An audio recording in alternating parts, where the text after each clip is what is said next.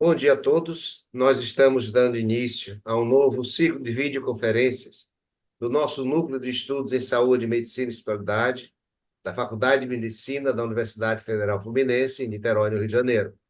Nós temos como convidada hoje a nossa colega Heloísa Oliveira, que, como sempre, gentilmente se propôs a estar conosco neste momento, transmitir seus conhecimentos, sua experiência. Obrigado, Heloísa, por estar aqui.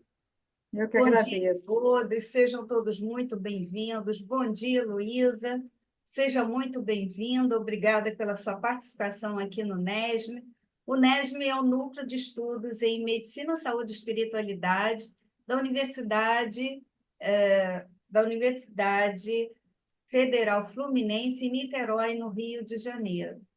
Nós agradecemos muito a nossa palestrante de hoje, gentilmente proferirá a formação da personalidade nos 4 primeiros setênios, antroposofia. Em relação ao seu mini currículo, ela é médica, otorrinolaringologista, com formação em medicina antroposófica, aconselhadora biográfica, ela é docente, membro da diretoria e coordenadora de cursos da Associação Brasileira de Medicina Antroposófica Regional Rio de Janeiro, ABMA Rio de Janeiro. Fundadora da Trinos, Formação Biográfica do Rio de Janeiro.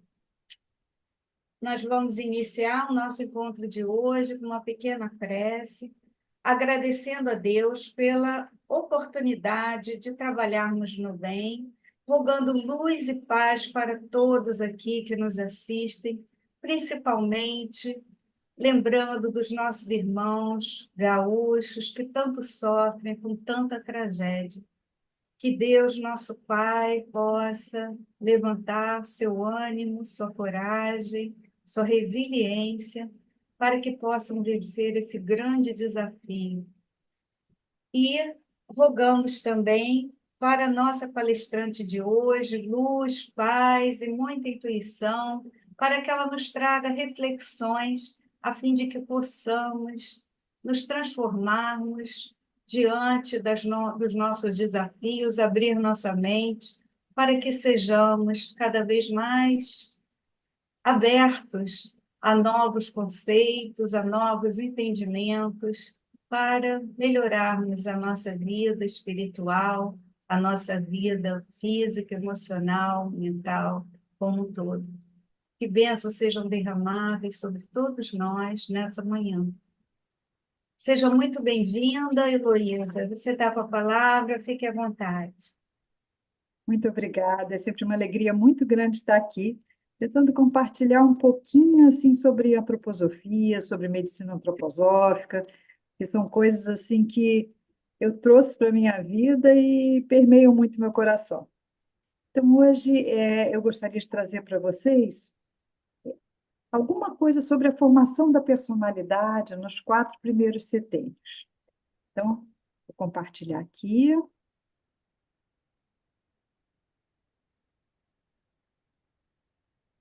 Pronto. Então, o que seria isso, né? Espera aí só um minutinho.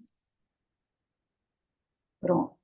Antroposofia, para quem não sabe, é uma filosofia que começou no final do século XIX, né? Foi trazida pelo Rudolf Steiner, e ele tinha a concepção que tudo que havia no universo, no macrocosmo, também havia dentro do ser humano, né? Que o ser humano era esse ser integrado, representante de toda essa grandeza do universo, né? Então, ela reunia o pensamento científico, artístico, espiritual, num todo, né? Que tinha, então, como objetivo responder essas questões do homem contemporâneo, né? Sobre si mesmo e sobre essa relação que ele teria com o universo, né? A correta interpretação, então, segundo o próprio Steiner, não seria, que a gente fala antropos, homem, sofia, sabedoria, mas ele diz que seria uma consciência dessa humanidade do ser humano. Porque para a gente desenvolver verdadeiramente o humano, a gente tem que se conhecer, a gente se conhece para poder, então, entender o outro. E aí, dentro dessa concepção, né, o ser humano é um pequeno mundo, né, um microcosmo, perante esse macrocosmo, esse universo, né? E tem em si todas as leis do mundo e todos os mistérios do universo. É muito bonito quando a gente olha isso e vê a grandeza do que é o ser humano, essa coisa, esse ser tão cósmico, tão potente, né, com tanto potencial para desenvolver o bem, a paz, para fazer o que ele possa querer, né, verdadeiramente de coração. E aí tem uma concepção que eu vou trazer para vocês de uma forma rápida, né, que são os 4 corpos do ser humano. Eu preciso trazer isso para a gente entender o resto depois, tá? Então, o Steiner traz um princípio básico da antroposofia, que é chamada quadrimembração, são os 4 corpos. Esses 4 corpos, eles vão ter relação, digamos assim, com os 4 elementos e os 4 reinos da natureza. Então, por exemplo, quando a gente olha um mineral, né? Vamos entrar no reino mineral. Quando eu pego um mineral, esse mineral é o quê? Sólido, ele tende à desagregação. Por exemplo, se eu pego, a gente cansa de ver paisagens em que você tem erosão das montanhas, claro que é com muito tempo, né, deixando uma pedra de um dia para o outro em cima da mesa, mas milhares de anos ele vai desagregar, né? Então, a gente tem essa tendência, é um corpo mais frio, ele é muito sujeito a essas leis da gravidade, e tem uma consciência de sono muito profundo, né? Praticamente, a gente olha, é inconsciente, digamos assim. Esse corpo, em relação ao ser humano, ele seria o nosso corpo físico. Porque vocês olhem, por exemplo, um cadáver, né? Primeiro, pesa muito. Ele, se a gente enterra, depois ele se desagrega e ele não tem consciência mais ali ativa no mundo, né? Então, esse corpo físico seria exatamente isso. Depois, a gente teria um segundo corpo que é ligado ao reino vegetal. E como é que seria uma planta? Eu pego uma semente que é praticamente mineralizada, né? Aquela coisinha durinha, tal, etc. e tal, que não reage muito. Aí eu boto na terra, que é o reino mineral, e jogo água. O que acontece? Essa sementinha começa a brotar e ela brota em direção à luz, né? As plantas crescem em direção à luz. E ela tem uma consciência de um sono, né? E nesse sono, então, ela vai crescendo, ela vai seguindo, digamos assim, esse princípio básico, mas aí já acontecem processos vitais. A planta, ela tem uma respiração, ela faz as fotossíntese, a seiva corre ali, então ela tem todo um meio de processo, mas ela, assim, não tem emoção, ela só reage a essa presença dessa luz da água, né? Então, esse reino vegetal seria o que a gente vai chamar de nosso corpo etérico ou vital. Esse corpo que traz a vitalidade. Por exemplo, você vê a vitalidade numa criança, aquela coisa mais redondinha, mais, né? Mas você vê, por exemplo, um paciente em coma, às vezes está lá na enfermaria ou no quarto há anos, sem consciência, uma consciência como se estivesse dormindo, ele está em estado vegetativo, né? Ele está como se fosse num sono profundo há bastante tempo, mas a gente olha para ele, gente, parece que está dormindo, né? Está com uma cara boa. Então, porque ali está o corpo físico e o corpo vital. Mas a gente tem um terceiro corpo que é em comum com o reino animal, né? E como o ar tem muito movimento, tudo isso, então vamos imaginar um cachorrinho, né? O cachorrinho tem um corpo físico, o cachorrinho tem um corpo de vitalidade, mas ele anda de um lado para o outro, ele abana o rabinho. E além disso, além do movimento, ele tem emoção. Ele sabe quando fez bobagem, ele abana o rabo porque você chegou em casa, ele fica feliz, ele late, ele se movimenta, ele tem esse corpo que permite que ele tenha emoções e viva num mundo de prazer, simpatia e antipatia, digamos assim. Os prazeres e as dores estão relacionadas a esse corpo, né? Então, se eu boto, por exemplo, assim, uma coisa gostosa, o cachorrinho pode ter até acabado de almoçar, mas ele vai lá e come tudo, né? E esse corpo, né, é o nosso corpo astral, ou corpo das emoções, Esse corpo da gente, que dá assim, eu estou com um desejo de tomar um sorvete, eu quero fazer isso assim assado, eu me movimento, eu vou para ali, eu vou para lá, eu quero ver as coisas que estão acontecendo. Esse corpo que a gente vive mais assim, digamos, no estado acordado, vigil, consciente, mas mais superficial, ou então muito no prazer ou muito na dor, tá? Na simpatia ou antipatia. Mas o elemento fogo traz para a gente o reino humano. E qual é a diferença de cada um de nós para o cachorrinho? Sim, porque a gente tem um corpo físico, a gente tem esse corpo da vitalidade, a gente tem as nossas emoções, mas a gente tem não só estar acordado, consciente, mas a gente tem uma autoconsciência. A gente é capaz de refletir sobre os nossos próprios atos. A gente é capaz de dizer, eu tenho 1000 coisas, mas hoje eu vou fazer isso assim assado. Eu posso fazer as minhas escolhas, eu escolho estar aqui hoje. Então, essa escolha, essa consciência ampliada sobre nós mesmos, sobre como a gente se coloca no mundo, restringindo muitas vezes essas pulsões do corpo astral, são dadas pelo nosso eu, essa nossa individualidade, esse nosso corpo espiritual, que faz com que sejamos únicos. Cada um de nós é único. Então, esses seriam, então, esses 4 corpos do ser humano, tá? O Steiner traz que conhecimento verdadeiro de si próprio só é dado ao ser humano quando ele desenvolve um interesse afetuoso para com os outros. O conhecimento verdadeiro do mundo, o ser humano só alcança quando procura entender seu próprio ser. Conhecendo o mundo, o ser humano encontra a si próprio. Conhecendo a si próprio, o mundo se lhe revela. Mais uma vez, esse macrocosmo, microcosmo. E quando a gente olha essa imagem do macrocosmo, do microcosmo, a gente pode ver isso refletido em nós mesmos, né? Então, olha, quando a gente tem aqui esse corpo físico que eu falei para vocês, ele tem essa relação com a Terra, com os elementos, né? E ele tem... Opa, peraí, só um minutinho aqui, sem que ele passe ali o cursor, ele saiu. E tem, então, esses 3 tipos de constituição. A pessoa mais neurosensorial, a pessoa mais metabólica, né?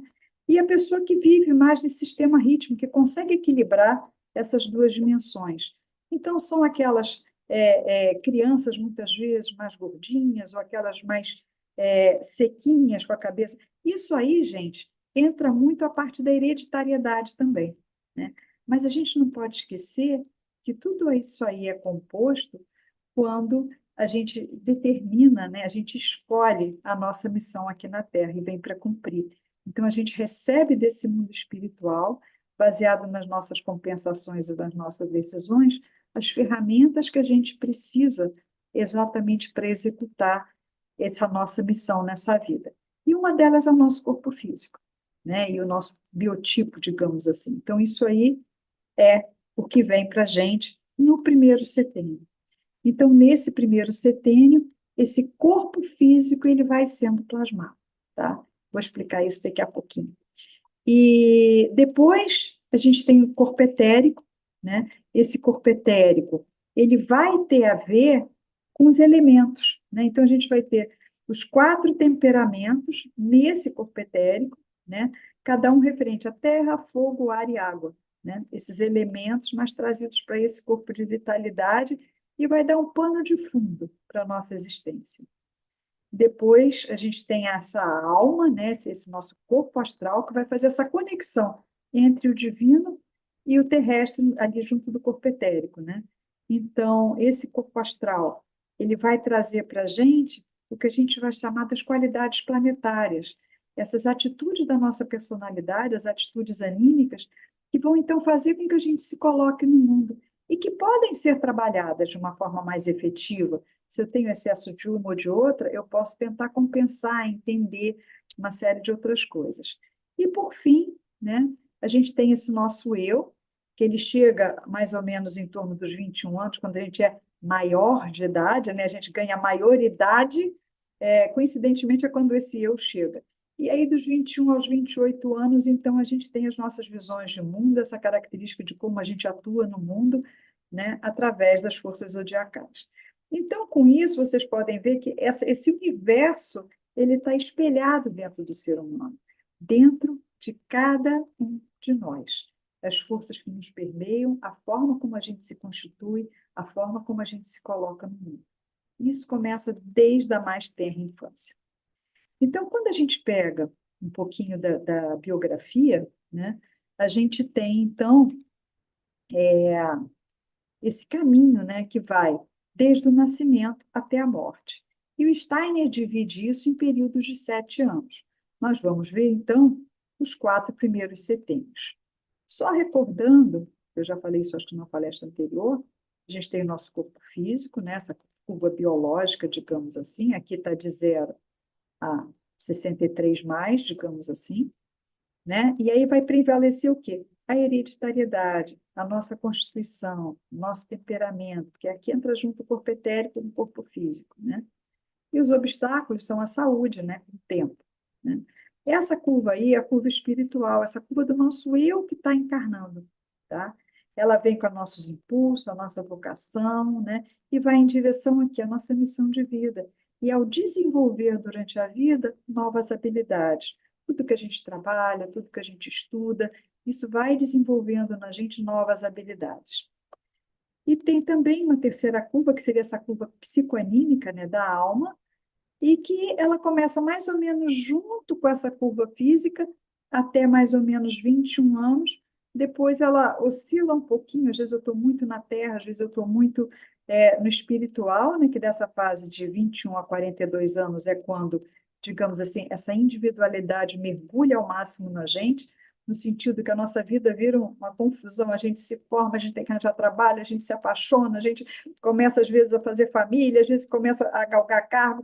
Então, é uma fase normalmente de muito trabalho na nossa vida, e depois, então, disso, a gente pode escolher se a gente vai querer mais ficar na dimensão do ter, né, mais apegado à matéria, ou na dimensão do manter, essa curva do meio verde aqui, tentando manter o que a gente não tem mais, vira os workaholics, ou viciados em coisas para manter a juventude, atividades, tudo isso, né? Não quer perder o carro, perder as coisas que tem, ou se eu realmente quero me tornar uma pessoa melhor, o que eu quero realmente ser nessa vida, né? Mas ser nessa vida implica em cuidar do corpo físico, tá, gente? Porque é o único meio que a gente tem de continuar por aqui. E essa é a curva anímica ou psíquica. O meio ambiente e a educação vão influenciar muito, né? E vai ser lapidada pelos nossos encontros e nossos relacionamentos, onde a gente realmente vai se ver mais. Então, são as dimensões do aprender, de 0 a 21, do lutar, 21 a 42, ou então temos a possibilidade de nos tornarmos mais sábios, tá? Então, educação receptiva, autoeducação e autodesenvolvimento. Quando eu pego isso dentro do contexto da formação da personalidade, né, e amplio, né, eu trouxe para vocês entenderem da onde eu fiz o recorte, eu tenho mais ou menos esse período aqui, dos 0 aos 28 anos. Então, aqui, olha, nesse primeiro setênio aqui, dos 0 aos 7, né, eu vou trabalhar o meu corpo físico, tá? Os outros corpos estão todos praticamente ajudando nessa plasmação, principalmente esse corpo de vitalidade. Vocês olham uma criança pequena, como é vital dos 0 aos 7 anos, né? Ela quase não tem marcas, ela, bebezinho, então só tem dobrinhas, né? Aquela coisa mais lindinha, né? Olha quando a gente olha uma criança e um velho, olha a diferença, né? A criança e o idoso. É bem diferente, né? Dos 7 aos 14 anos, esse corpo que estava tão envolvido, digamos assim, nessa nossa plasmação interior, ele se libera. E quando ele se libera, ele começa a desenvolver mais as forças para o pensar, né? Então, esse período dos 7 aos 14 anos, a gente vai chamar de fase escolar. Depois dos 14 aos 21 anos, muitas vezes a criança vinha com temperamento, tal, ali 7, começa 11, 12. Gente, essa criança mudou, ela era tão quietinha, ela agora virou namoradeiro, ela virou não sei o quê. Porque a criança quer ir para o mundo. Por quê? Porque chega esse corpo astral, esse corpo das emoções, é a nossa época de levantar bandeiras, de se apaixonar, de se entusiasmar com as coisas, desse compromisso com a verdade do mundo, dos ideais, né? A gente se prepara para quê? para quando chegar aos 21 anos, esse eu chegar. E quando esse eu chegar, é como se eu tivesse a minha casa pronta, mas o dono ainda estava montando no projeto. E eu agora meto a chave na porta. Quando eu meto a chave na porta, eu preciso me situar nessa casa. E aí entram, então, essas forças zodiacais, orientando quais são as minhas posturas no mundo, minha linha de pensamento, como é que eu vou atuar de uma forma melhor. E sabem o que é mais legal? Todo mundo tem tudo. Às vezes tem mais de um, mais de outro, mas a gente sempre tem todas as possibilidades, a partir ali, principalmente, do terceiro setênio. Então, primeiro setênio, corpo físico, são os 3 tipos, né? O neurosensorial, mais magrinho, o ritmo, aquela pessoa mais normalinha, né? E o metabólico, esse mais socadinho, digamos assim, né? Então, esse tipo mais metabólico mesmo, né? Então, aí são os 3 tipos de constituição física. Isso vem muito pela hereditariedade, pelos hábitos, né, da família. Então, tudo isso vai influenciar nessa formação desse corpo físico no primeiro setênio.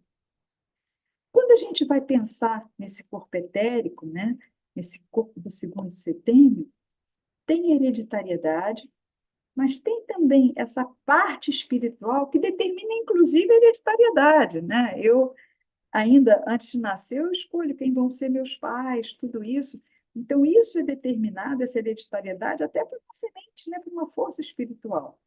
E, digamos assim, essa parte da formação do meu eu, junto com essa hereditariedade, vai compor em mim um temperamento.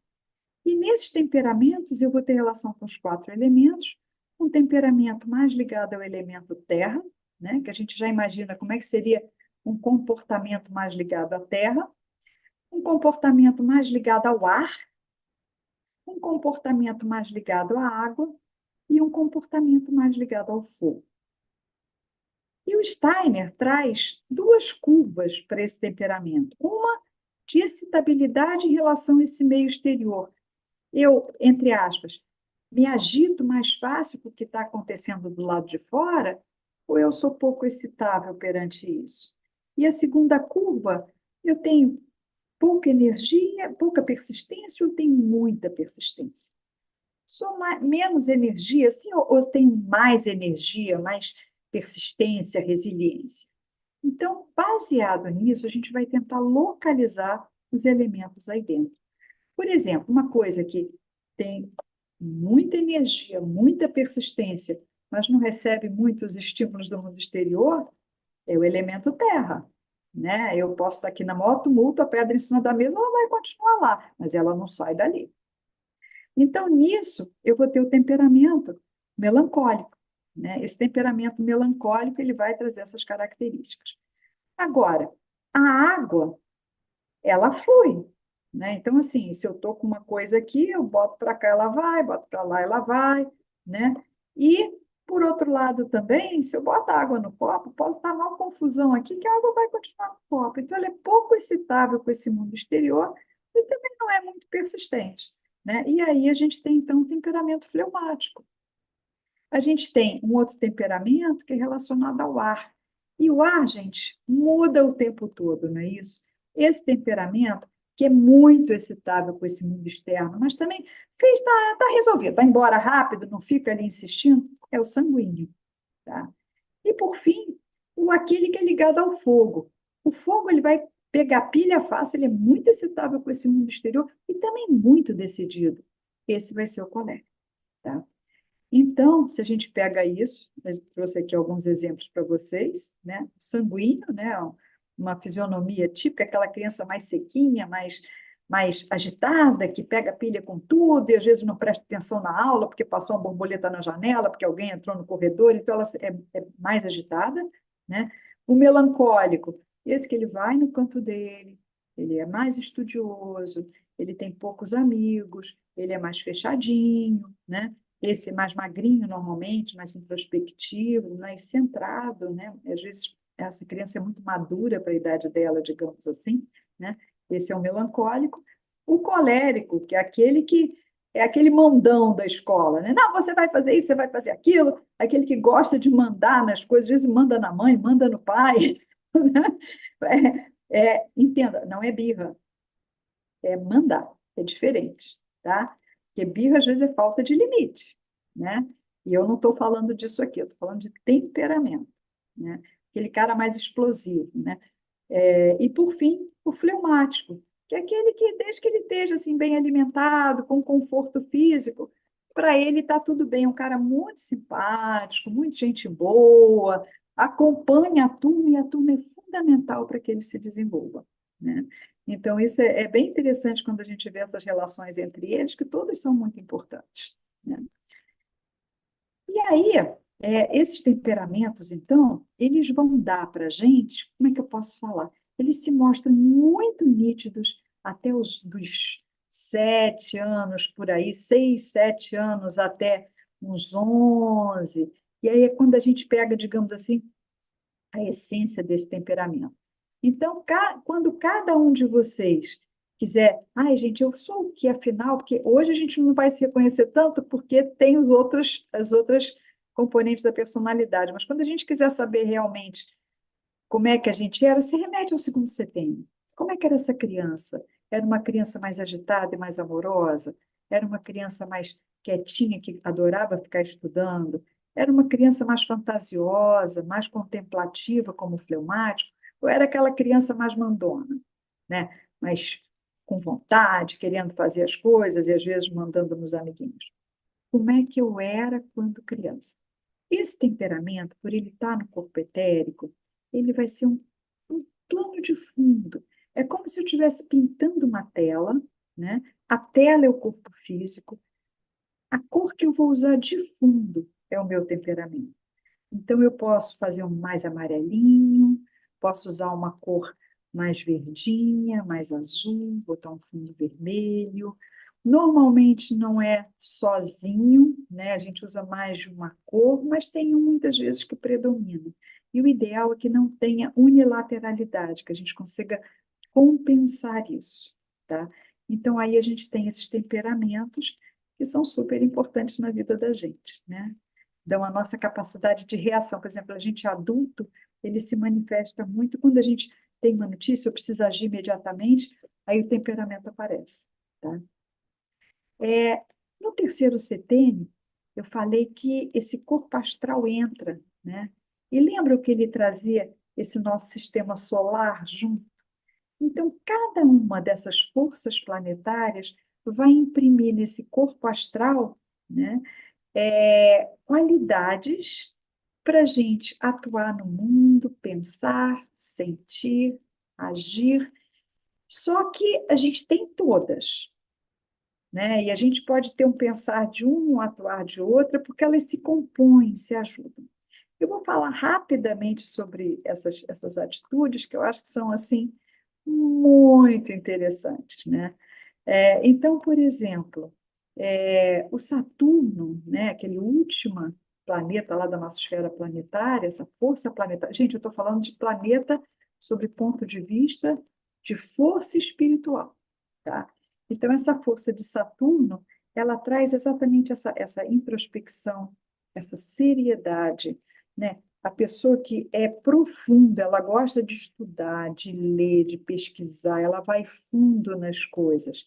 Esse traço é um traço do Saturno. Então, para ela, o mínimo está ok, ela não precisa de muita coisa, mas ela é muito persistente. Sabe assim, ela vai até o fundo, mas não é muito comunicativa, né? A imagem dele, que a gente pode fazer exatamente essa similaridade com os deuses da mitologia grega, é o Cronos ou Saturno, né? O nosso deus do tempo. Então, tem aquela seriedade, né? Quando a gente vai para o extremo oposto, que é a Lua, se a gente olha assim, todas as culturas, civilizações, a gente tem deuses lunares, né? Que são ligados ao quê? Ao crescimento, à reprodução, à agricultura, né? A maternidade, né? Quando a gente pega, por exemplo, uma Ísis do Antigo Egito, uma Deméter da Grécia, né? Uma Artemísia de Éfesos, vai trazer exatamente esse ponto de vista dessa estruturação desse corpo etérico. Então, ele vai trazer, por exemplo, as nossas rotinas, os nossos hábitos, aquela pessoa que gosta muito de organizar as coisas, gosta de tudo muito certinho, tem uma veia artística boa, né, interessante, mas é difícil ela ter uma reação para fazer. O perigo dela é exatamente ela ficar muito ali naquela coisa, precisa de alguém para impulsionar de alguma forma. E ninguém melhor para impulsionar do que o nosso Marte, não é verdade?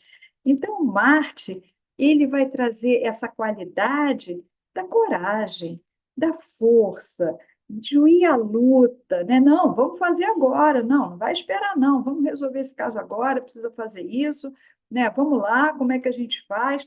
Pode, às vezes, ser indelicado, né? Mas ele é aquela coisa de atuar, né? Pode ter uma agressividade, porque todas essas forças, gente, em excesso, elas vão pesar para o polar, o que não é legal, né?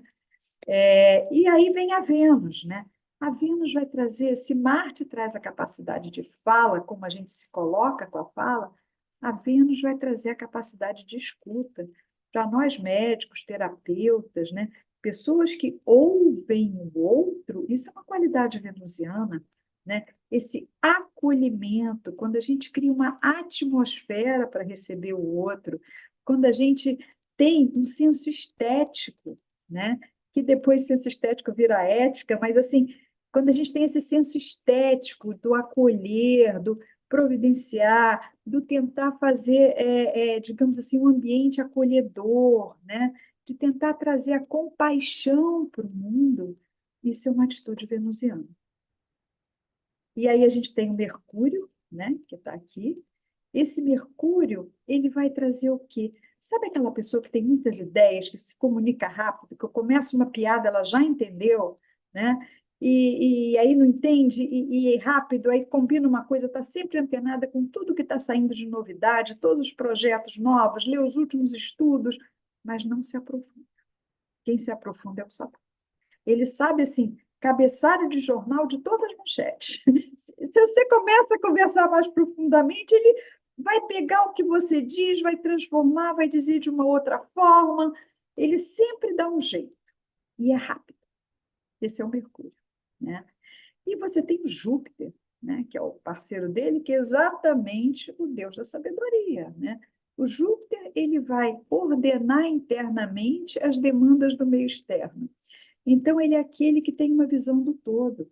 Ele consegue perceber o que está acontecendo. Numa sinfonia, ele faz a ordem de cada instrumento.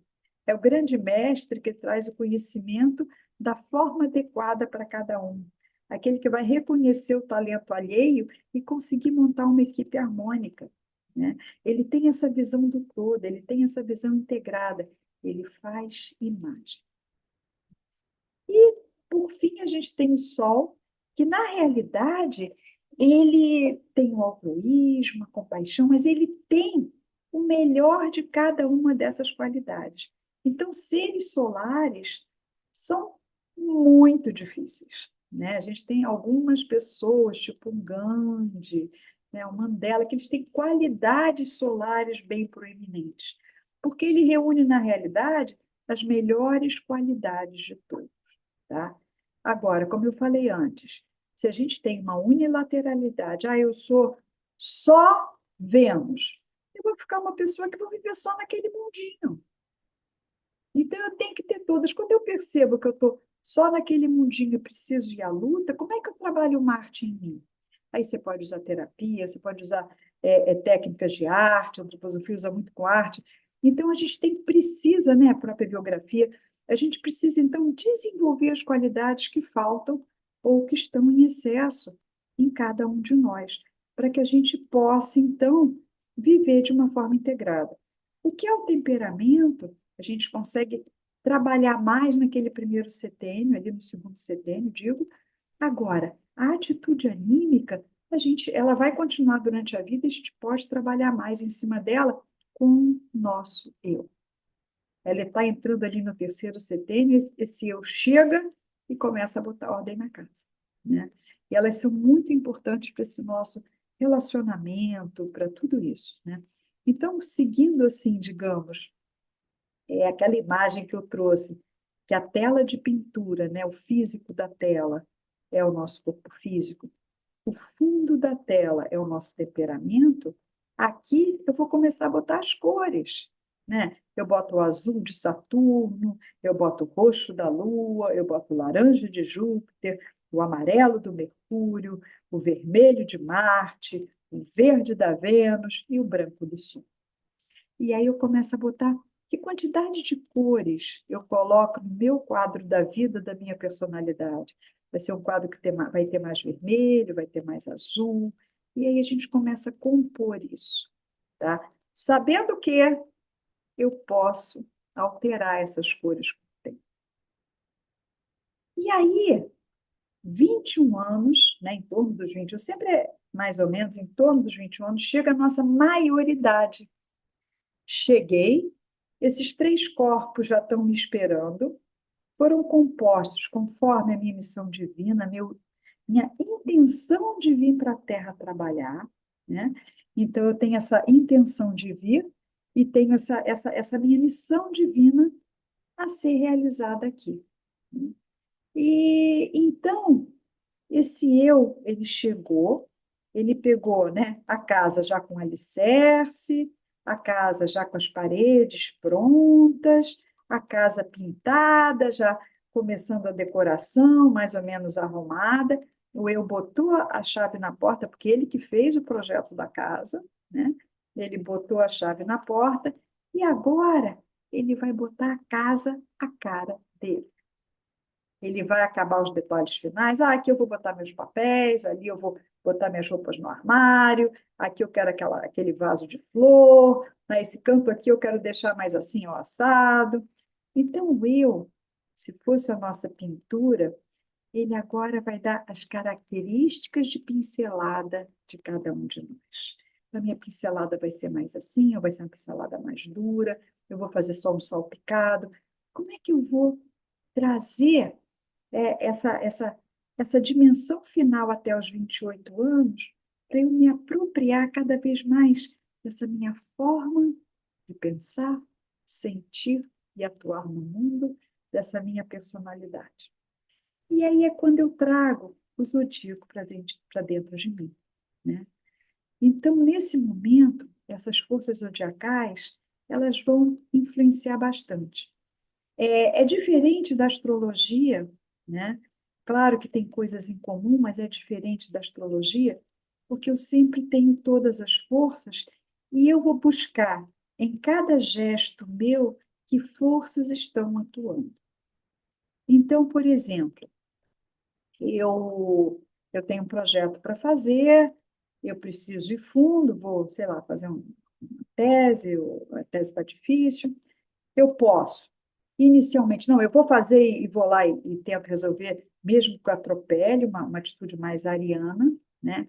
Eu posso, não, eu vou fazer, vou chegar lá nessa tese, para isso eu vou precisar seguir esses passos, tal, tal, tal. Chego na tese, assim, já perdi o interesse, que eu já venci a batalha também, mas eu fiz um planejamento, ou seja, eu direcionei minha flecha para ali como uma atitude mais sagitariana, mais pensada um pouco.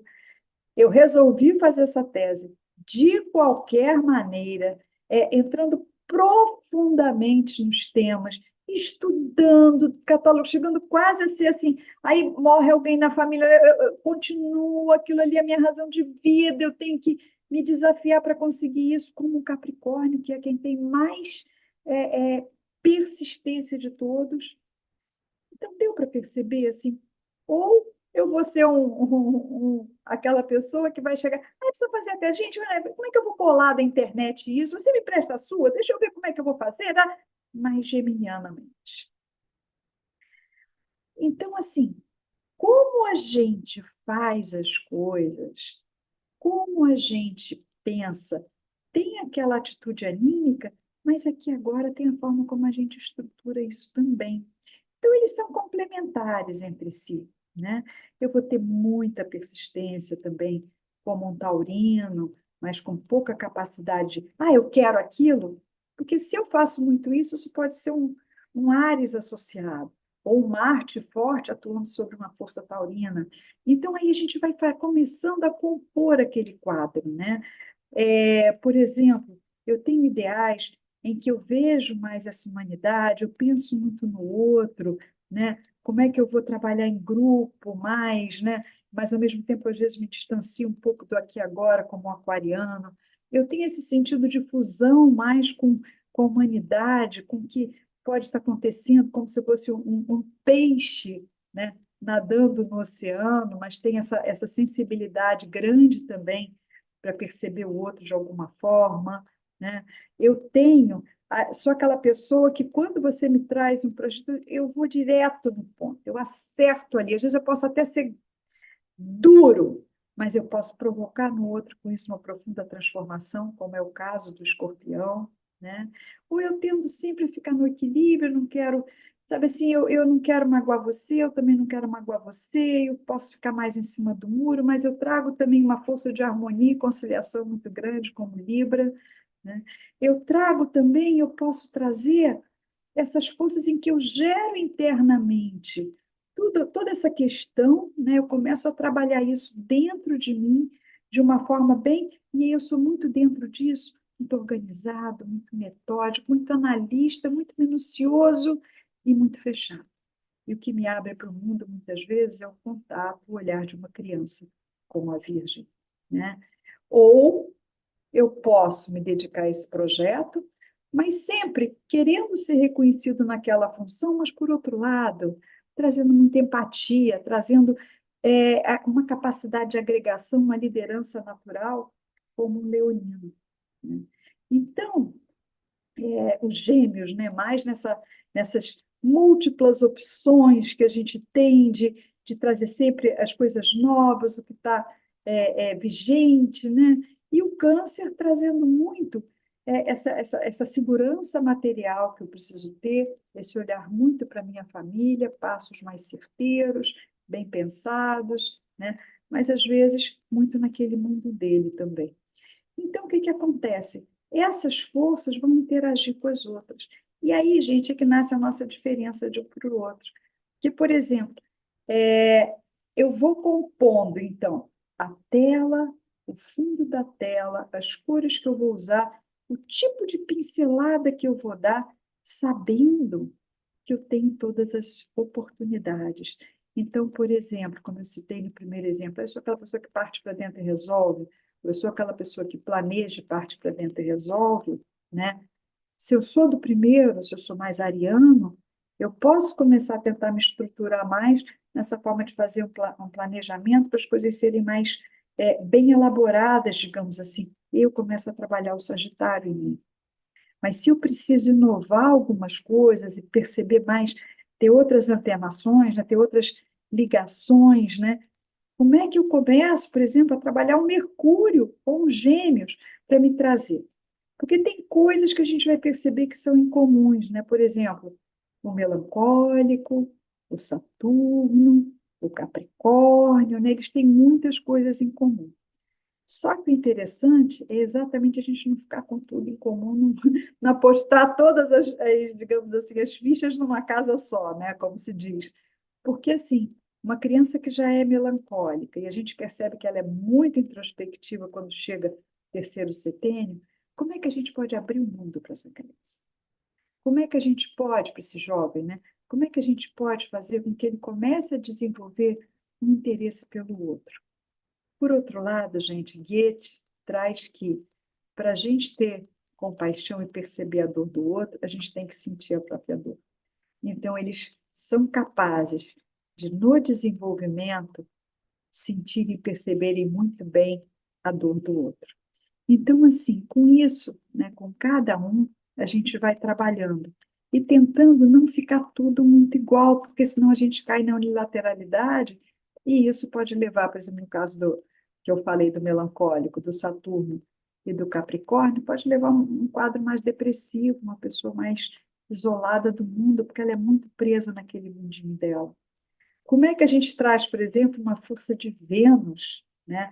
Da compaixão, essa força que escuta, essa força que tem um genuíno interesse pelo outro, para estar junto e esse Saturno, né? Ou esse Capricórnio, se abrir de uma outra forma. Então, é interessante como a gente começa, né, isso aí, a gente estuda isso na antroposofia, mas como é que a gente começa, então, a desvendar esse universo que é a personalidade de cada um de nós, né? E a partir daí, a partir dos 28 anos, esse eu já está mais inteiro e ele pode, então, assumir melhor as rédeas da sua vida. Então, assim, olhem para trás para a vida de vocês e percebam se em torno dos 28 anos, 27, 28, 29, aconteceu alguma coisa que deu uma guinada na vida de vocês, né? Eu mudei de estado, mudei de emprego, me separei, comecei vida nova, então eu dei uma guinada muito grande. E como eu trabalho também com aconselhamento biográfico, tudo isso, eu vejo isso assim muito frequente, né, nos meus pacientes, nos meus clientes. Então, é uma coisa que eu acho assim muito interessante, né? Então, essa formação da personalidade como um lindo, entre aspas, assim, quebra-cabeça, que as peças vão se juntando nesse momento. Agora, nunca se esqueçam que o meio externo, os desafios iniciais que a gente tem na nossa vida, né? Por exemplo, os pais sempre são um desafio inicial, aqueles que nos acolhem no mundo e que nos fazem desenvolver as primeiras qualidades, né? Nem sempre os pais são ideais, né? A gente tem muitos problemas com pais, mas isso é importante para o nosso desenvolvimento, né? Então, assim, eu já desisti de ser a mãe ideal, porque ela me escolheu. Então, eu tento fazer o melhor que eu posso, mas mesmo assim a gente sabe que a gente nunca vai conseguir ser perfeito, né? Porque perfeição está lá no reino espiritual, aqui na Terra ninguém é perfeito, né? E a gente vai tentando, então, compor a vida desse jeito.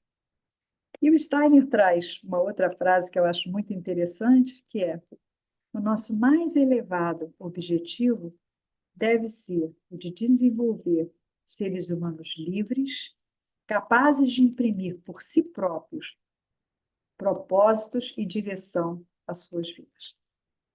Eu acho essa frase linda, né? Que como é que a gente ajuda o outro a se desenvolver e como é que a gente se ajuda a crescer para poder ajudar o outro também. Então, gente, eu acho que era isso que eu tinha para trazer para vocês, tá? Eu trouxe aqui também o contato da BMA, que é a Associação de Medicina Antroposófica aqui do Rio de Janeiro, né? E muito obrigada.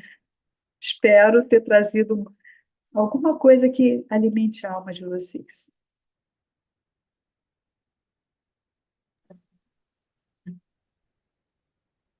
Muito obrigada, Heloísa. Grandes reflexões aqui, né? Você mexeu com a nossa vida, assim, desde o início. Eu queria te fazer uma pergunta, mas isso me remeteu quando o nosso primeiro filho, aos 4 anos de idade, nós colocamos, assim, por um convite, nem sabíamos o que isso iria, né, provocar, ter de consequência, mas colocamos ele num grupo, não era propriamente de teatro, mas era um grupo muito especial que, fora da escola, mas que eles tratavam assim, acho que da alma das crianças. E lá eles gritavam, se expandiam, faziam de tudo, né? Esse menino, aos 4 anos de idade, ele mudou assim da água para o vinho. Aquele curso fez tão bem ao nosso filho.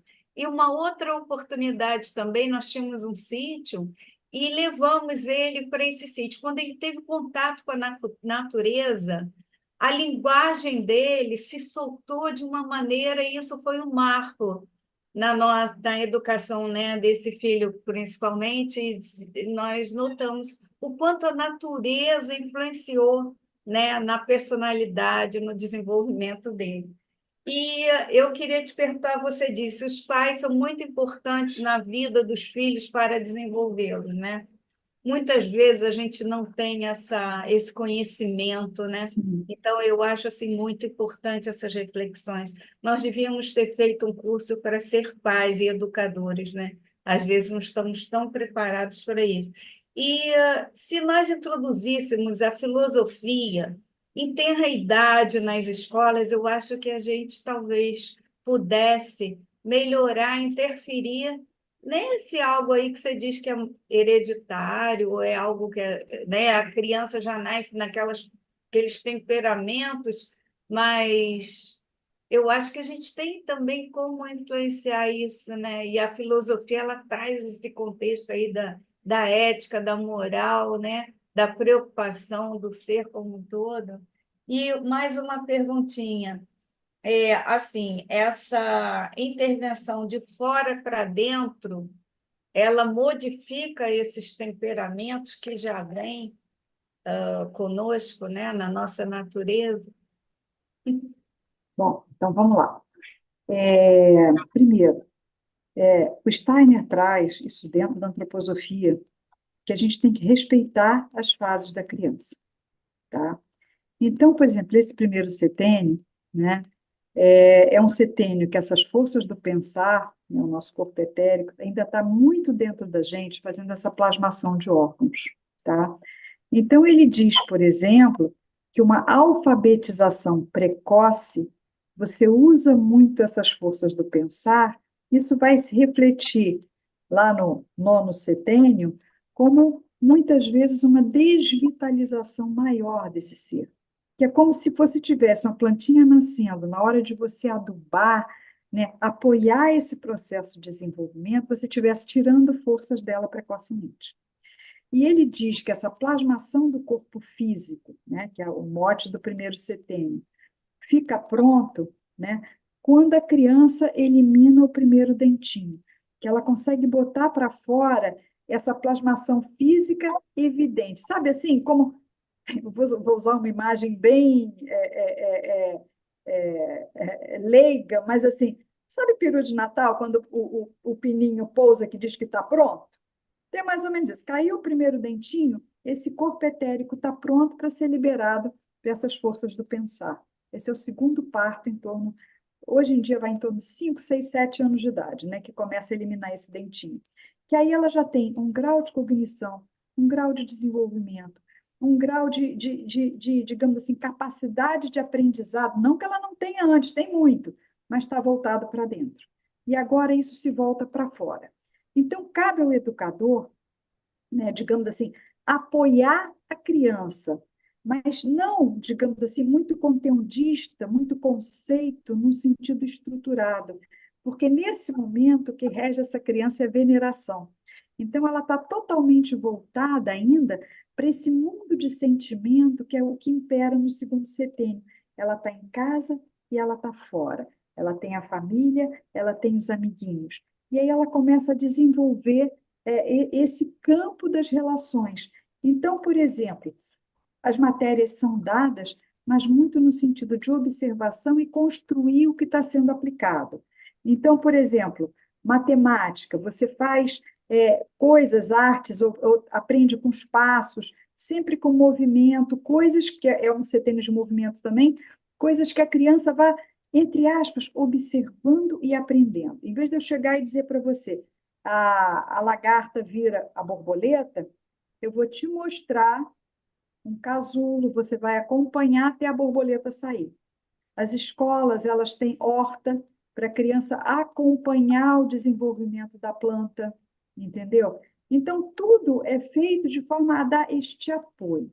Para o terceiro setênio, já é inserida coisas de filosofia também, para que você, então, possa, que é o momento que você vai para o mundo, né, realmente, então, como é que você aprende isso, né?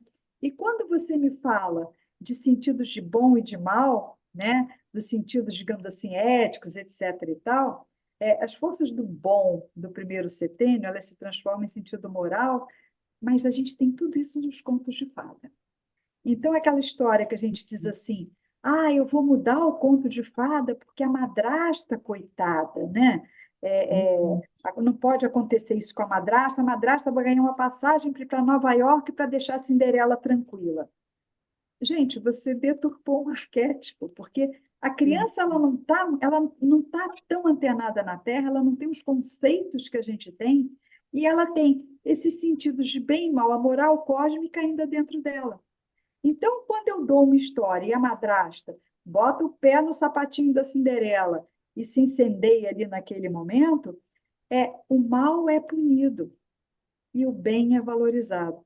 Então, ela cria internamente a noção de bem e mal, sem que eu precise dizer ou sem que ela se horrorize. vocês veem, por exemplo, a inocência da criança é tão grande que já vi algumas vezes e eu fico assim, incrível, uma criança num campo de batalha brincando com um pedacinho de granada. Alheio ao que está acontecendo ali, né? Então, essas tragédias, a criança está brincando, né? Porque o Aham. brincar é a área de sobrevivência da criança. O Uhum. brincar livre desenvolve todas essas forças para quando ela ficar mais velha. A criatividade, a fantasia, a capacidade de improvisação, desenvolvimento cognitivo, tudo isso. E o que a gente vê nas crianças atualmente? Tela. É. Então, qual é a fantasia que eu tenho se o bonequinho é pré-fabricado? Ontem eu estava no consultório, a mãe veio com um tabletzinho, aí a menina fez, primeiro o pai e a mãe, né? Ela fez um desenho super bonito para mim, né? Que era eu, a mãe, o pai, ela, super legal assim. Aí daqui a pouco o outro dá o tablet para ela. Aí ela, vou desenhar você. Aí escolheu a pele, escolheu o cabelo, escolheu não sei o quê. Aí eu falei, Uhum. gente, olha só, olha a diferença para a diferença. Dá para entender? Aqui ela usou todo o ser dela para fazer essa imagem. Como ela vê, como ela percebe, o olho grande, a perninha, e o desenho reflete o estágio de desenvolvimento que ela está. Aqui você está dando uma coisa pronta. É criativa, ela faz o cabelinho, faz bonitinho, tal, etc e tal, mas aqui são as forças verdadeiras de criação.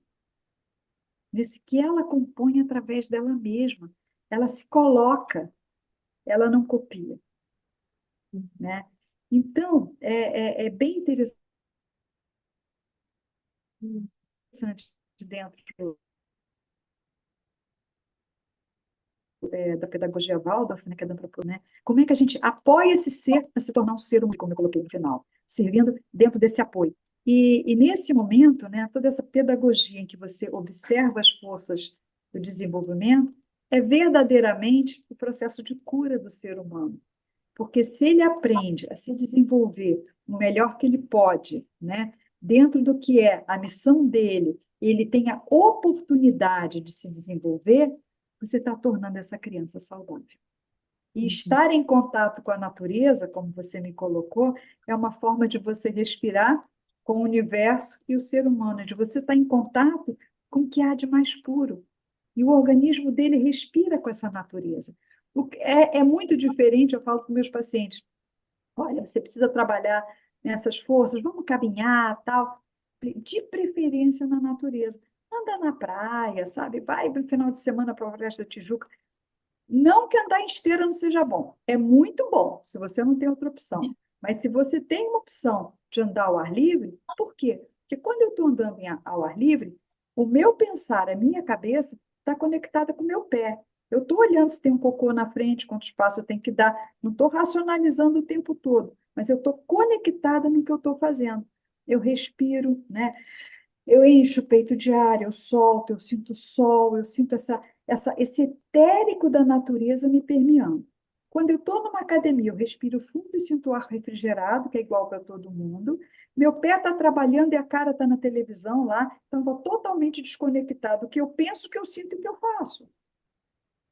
Gasto calórico deve ser o mesmo, mas o benefício para o meu organismo é bem diferente.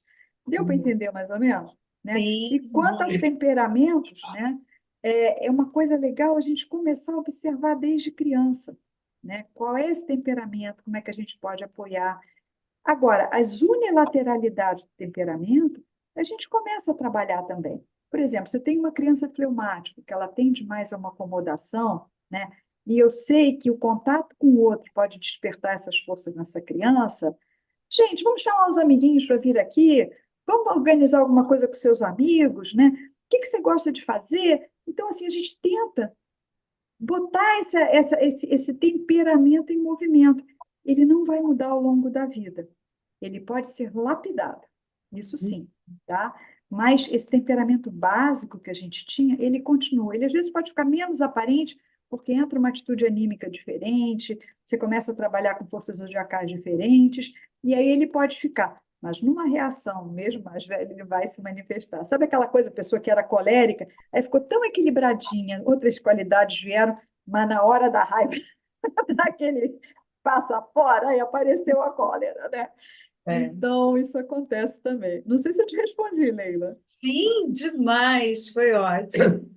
Heloísa, hoje nós estamos percebe na ciência um movimento em relação à espiritualidade e ciência, nos chamados estados alterados de consciência, as Sim, mais diversas formas.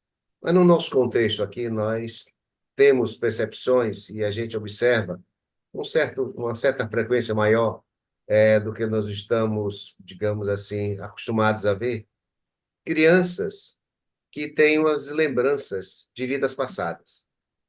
Crianças que lembram com grande exatidão de existências anteriores, esse processo se dá e acaba se finalizando até mais ou menos os 7 anos de idade. sim. Então, nesse contexto ambíguo de viver duas existências, de viver uma existência passada e de começar a aprender nesse primeiro setênio, como é visto pela antroposofia? De que maneira, digamos, os pais deveriam proceder em relação ao desenvolvimento intelecto moral dessa criança nesse sentido? Genilson, assim, né? O Steiner acha que as crianças são as notícias mais recentes do céu, né? Então, normalmente, né, o ser humano, digamos assim, mais convencional, né, esse canal é muito aberto, tá? Só que a primeira lembrança, normalmente, gira em torno dos 3 anos de idade. Por quê? Porque nesses 3 anos você tem o primeiro lampejo desse euzinho, sabe? Por exemplo, é a hora que a criança, ela diz não. E às vezes, né? E outra coisa também muito bonitinha é que, assim, a Elô quer, a Elô não sei o quê. Nesse momento eu digo, eu quero. Então, a própria criança fala o eu e automaticamente vem a negação e a teimosia, porque ela quer se separar dos pais. Nesse lampejo do eu, ela tem essa oportunidade de resgatar isso de alguma forma, né? Antes disso, tem crianças que têm memória, que conseguem lembrar algumas coisas, mas eu acho que, assim, os casos são muito diferentes. Mas como é que a gente apoia? Agora, não ficar o tempo todo valorizando o passado. Eu acho que ela está aqui, né? O que que a gente pode apoiar nesse desenvolvimento para essa criança crescer nessa vida, né? Tanto que isso depois ela vai esquecer. Ela vai ter esses lampejos nessa fase inicial, mas vai ficar para trás. É como se ainda trouxesse, né? Um pouco desse etérico, dessa força etérica da vida passada para essa, mas aquilo ali ela vai deixar para trás. Ela não vai trazer aquilo como um cerne na vida dela, na grande maioria dos casos. O importante para a gente, né, e o Steiner traz isso de uma forma muito, muito legal, é assim, digamos, o que interessa, né, o que verdadeiramente vai me formar, é o que eu quero daqui para frente. Então, como é que eu vou ajudar essa criança, né, ajudar esse ser a se estruturar nesta vida? Para ir para frente. Porque é até um risco, por exemplo, quando a gente faz. Tem gente que eu conheci um caso, a moça fez regressão, vida passada, né? E aí ela passou a viver o passado. Ah, isso acontece porque eu era assim. Isso acontece porque eu era assado. Só que a gente esquece exatamente para não ficar nisso. Quando a gente vem para essa vida, a gente esquece todo o passado para quê? Para ter liberdade, gente. Para ter liberdade de tentar fazer novamente aquilo que ficou para a gente fazer aqui. Porque se eu fico o tempo todo presa, é que nem casamento, que você se separa e fica assim, porque meu ex-marido fazia isso, porque meu ex-marido queria aquilo, porque meu ex-marido... Ok, tudo bem, você viveu com seu ex-marido, foi muito feliz. E agora? O que que você vai fazer? Vamos esquecer para você começar a viver novamente ou vai viver a vida inteira no ex-marido? Entendeu? Então a gente precisa ter esse corte, né? Para a gente ter liberdade para atuar nessa vida. Porque senão a gente fica sempre preso ao passado, né? E antroposofia é uma coisa que eu acho muito legal no sentido que a gente tem muita consciência, pensamento, né? Tanto que é uma ciência espiritual, né? Mas ela traz isso ancorado na ação. Então, eu coloco isso no mundo a partir do meu querer, né? Então, eu tenho que ter o meu pensar, o meu sentir e o meu querer estruturado. Eu planejo, faz sentido no meu coração e eu coloco no mundo. Então, funciona desse jeito, né? Então, como eu vejo isso é dessa forma: apoiar, ouvir, Mas se ela vai esquecer, eu também vou esquecer. Vamos botar para frente o que que ela precisa fazer. Como é que eu posso apoiar esse ser nesse processo de desenvolvimento? Perfeito. Heloísa, nós pedimos aos nossos convidados que aqui vêm que, do ponto de vista de mensagem para casa, que você poderia dizer numa palavra, não, numa frase, ou, digamos, a essência do que você colocou para nós como chave de ouro, das suas observações, da sua apresentação. Que mensagem você diria para todos que estão aqui conosco, que nos assistirão depois no futuro?